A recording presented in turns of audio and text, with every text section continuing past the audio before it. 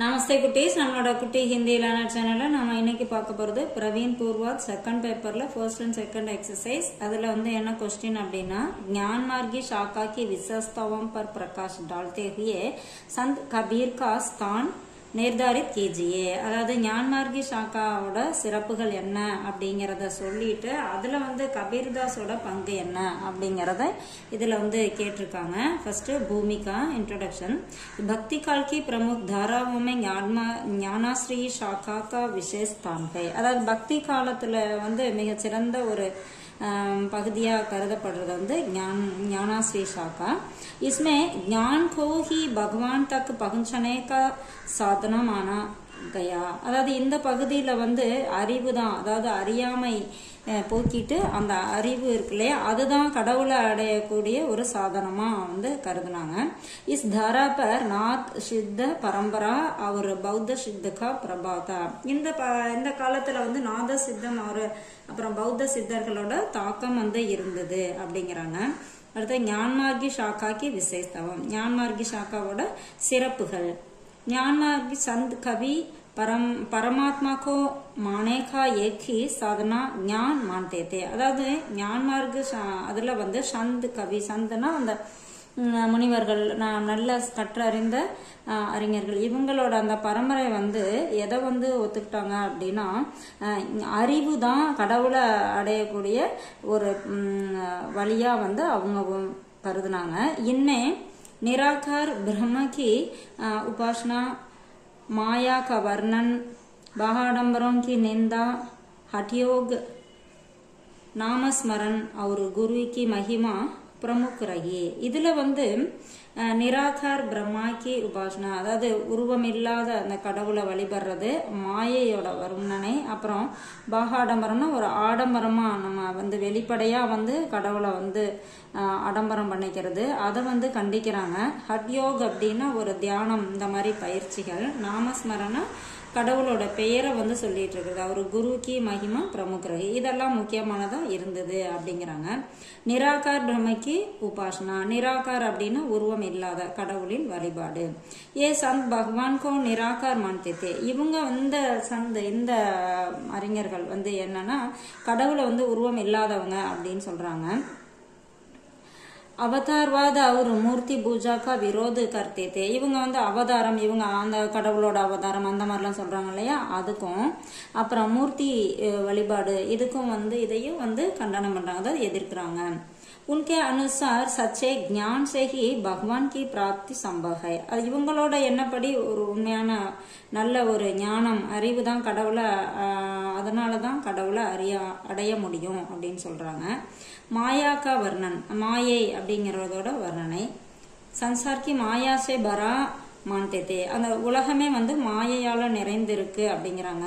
மோக மாயா சே தூர் அகர் ஞான் துவாரா பரமாத்மா கே ஷமி பகுஞ்சனே பர் பல் தேத்தே தே. அதாவது மாயை அப்படிங்கிறது அறியாமை. இந்த அறியாமையை போக்கிட்டு அறிவு, ஞான் அப்படின்னா அறிவு, அதை கொண்டு வர்றது மூலமா நமக்கு அதனால கடவுளை நம்ம பக்கத்துல கடவுளை அடையறதுக்கான ஒரு வழி அப்படிங்கிறாங்க. சமீபனா பக்கம், கடவுளை பக்கத்துல நம்ம அடைய முடியும் அப்படின்னு இவங்க சொல்றாங்க. பாக ஆடம்பரம்கி நிந்தா அவர் அந்தக சாதனா, அதாவது ஆடம்பரமான ஒரு பக்திக்கு பக்தியை கண்டிக்கிறாங்க. அந்தக சாதனா உள்ள பயிற்சி, தியான பயிற்சி, இந்த மாதிரி மனதை சுத்தப்படுத்துறது, இந்த மாதிரி பயிற்சிகளை இவங்க சொல்றாங்க. संत बाहाडंबरम, अंधविश्वासों, तीर्थ, मूर्ति पूजा और रूप रंग को नहीं मानते थे. இவங்க ஒரு ஆடம்பரமான அந்த வழிபாடு, அப்புறம் மூட நம்பிக்கைகள், தீர்த்த யாத்திரை போறது, உருவ வழிபாடு, இதெல்லாம் ரூப் ரங்குனா அந்த உருவம், இந்த வர்ணம் அப்படிங்கிறாங்க இல்லையா, அந்த மாதிரி வழிபடுறத ஒத்துக்கல. வே அந்தக சாதனா அவர் ஞான் கி சாதனா கோ பிரதான் மான்தே. இவங்க உள்ள இருக்க அந்த மன தூய்மை, அதையும் அறிவையும் தான் இவங்க முக்கியமா கருதுறாங்க அப்படிங்கிறாங்க. அடுத்தது ஹட்யோகி சாதனா. ஹட்யோக் அப்படின்னாலும் இந்த யோக பயிற்சி, மூச்சு பயிற்சி, இந்த மாதிரி யோகம், தியானம், இது மூலமா கடவுளை அடையிறது. சந்த் கவி பிராணாயம், தியான் और हठ योग की साधना ही अपनाते थे. இவங்க வந்து அதான் பிராணாயம்னா இந்த மூச்சு பயிற்சி, மூச்சில் தியானம் பண்றது, தியானம். இந்த ஹட் யோக்னா ஆழ்ந்த ஒரு தியானம். இந்த மாதிரி இதுல வந்து இவங்க ஏத்துக்கிட்டாங்க. இன்கே அனுசார் யஹ் பகவான் பிராப்திகா ஏக் மார்க். இவங்களோட கருத்துப்படி இதுதான் கடவுளை அடையக்கூடிய ஒரு வழி அப்படின்னு இவங்க சொல்றாங்க. அடுத்தது நாம் ஸ்மரன், அதாவது பேரை வந்து உச்சரிக்கிறது. பகவான் கே நாம் கா ஸ்மரன் அனிவாரிய மான்தே, அதாவது கடவுளோட அந்த நாமத்தை சொல்றது முக்கியம் அப்படிங்கிறாங்க. நாம் ஜபசே மன் பவித்ர ஹோக்கர் பக்தி கி பாவனா பிரபல் ஹோத்தி ஹை. அதாவது இந்த மாதிரி கடவுளோட பெயரை உச்சரிக்கிறதுனால நம்மளோட மனசு வந்து பவித்திரம்னா புனிதமாகுது. அப்போ வந்து நம்ம பக்திக்கு பாவனா, அந்த பக்தி உணர்வு வந்து நமக்கு வரும் அப்படிங்கிறத இவங்க சொல்றாங்க. அடுத்தது குருக்கி மகிமா, குருவோடைய மகிமை அப்படின்னா சிறப்பு. குருக்கோ ஈஸ்வர் செபி சிரேஷ்ட மான்தே தே, அதாவது குருவை தான் கடவுளை விட மிக சிறந்தவங்க அப்படின்னு இவங்க நம்புறாங்க. உன்கே அனுசார் குரு கி மனுஷ்ய கோ ஞான் துவாரா பரமாத்மா தக்கு பहुंचा सकते हैं. அதாவது குரு தான், அதாவது ஞானத்தின் மூலமா, அறிவின் மூலமாக கடவுளை வந்து நம்மளை அடைய வைக்கிறாங்க. அது மூலமா தான் நம்ம அடையிறோம் அப்படின்னு சொல்லி சொல்றாங்க. ஸோ இங்க வந்து கடவுளை விட குரு தான் நம்மளை வந்து கடவுளை அடைய வைக்கிறாங்க. அதனால குருவை வந்து சிறந்தவங்கன்னு சொல்றாங்க. சந்த் கபீர் ஞானாஸ்ரீ ஷாக்காக்கே பிரமுக் கவி கபீர் தே. இது ஞானாஸ்ரீ ஷாக்காவோட முக்கியமான கவிஞர் வந்து கபீர் தாஸ். உன்ஹோனே ஹிந்து முசல்மான் தோனோ கே அந்த விஸ்வாசோக்கா விரோத கியா. இவர் வந்து ஹிந்து முஸ்லீம் இவங்களோட அந்த மூட நம்பிக்கைகளுக்கு எதிராக இருந்தாரு. சச்சே ஞான் அவர் ராம்நாம் கா பிரச்சார் கியா. அது உண்மையான ஞானம் அப்புறம் ராமநாமம் இதெல்லாம் வந்து அவர் பரப்புறாரு. உன்கி பாஷா சதுக்கடி தி அவுரவே சமாஜ் சுதாரக் தே. இவரோட பாஷை வந்து சதுக்கடி அப்படிங்கிறது ஒரு எல்லாத்துக்கும் ஈஸியா புரியக்கூடிய ஒரு மொழி. அதை வந்து இவர் ஒரு சமுதாய சீர்திருத்தவாதியும் கூட அப்படிங்கிறாங்க. ஜீவனி, இவரோட வாழ்க்கை. கபீர் கா ஜன்ம பிராமணி கி கோத் சே ஹுவா, அதாவது ஒரு பிராமணர்களோட அவங்க வயிற்றுல பிறந்தாரு. உன்கா பாலன் முஸ்லிம் தம்பதி நீமா நேரு நே கியா. ஆனா இவரை வளர்த்தவங்க யாருன்னா முஸ்லிம் தம்பதி நீமா நேரு அப்படிங்கிறவங்க தான் இவரை வளர்த்திருக்காங்க.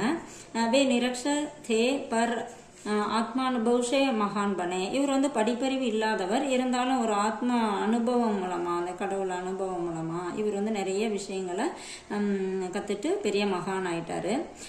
உன்கே சிஷ்ய ஹிந்து முசல்மான் அவர் ஷீக் சபீத்தே. இவரோட சிஷ்யர்கள் வந்து ஹிந்து முஸ்லிம் சீக்கியர்கள் எல்லாமா இருந்தாங்க அப்படிங்கிறாங்க. சமாஜ் சுதாரக், சமுதாய சீர்திருத்தவாதி. கபீர்னே ஜாதிபேத் அந்த விஸ்வாஸ் அவர் கர்ம கண்டுக்கா விரோதிக்கியா. இவர் கபீர்தாஸ் வந்து ஜாதி பேதங்கள், அப்புறம் அந்த விஸ்வாசம், மூட நம்பிக்கைகள், கர்ம கண்டுனா அந்த வேலையை பேஸ் பண்ணி அவங்கள வந்து பிரிவினை காமிக்கிறது, இதெல்லாம் வந்து அவரு ஒத்துக்கல. உன்கா உத்தேசிய சமாஜ அந்தகார் மிட்டாக்கர் சத்குணோங்கோ ஸ்தான் தேனா தா. இவரோட நோக்கம் என்ன அப்படின்னா சமுதாயத்துல இந்த அந்த இருளை, அதாவது அறியாமையை போக்கி நல்ல குணங்களை வந்து கொண்டு வரணும் அப்படிங்கிறது தான் இவரோட நோக்கமா இருந்தது. அடுத்தது பீஜக்.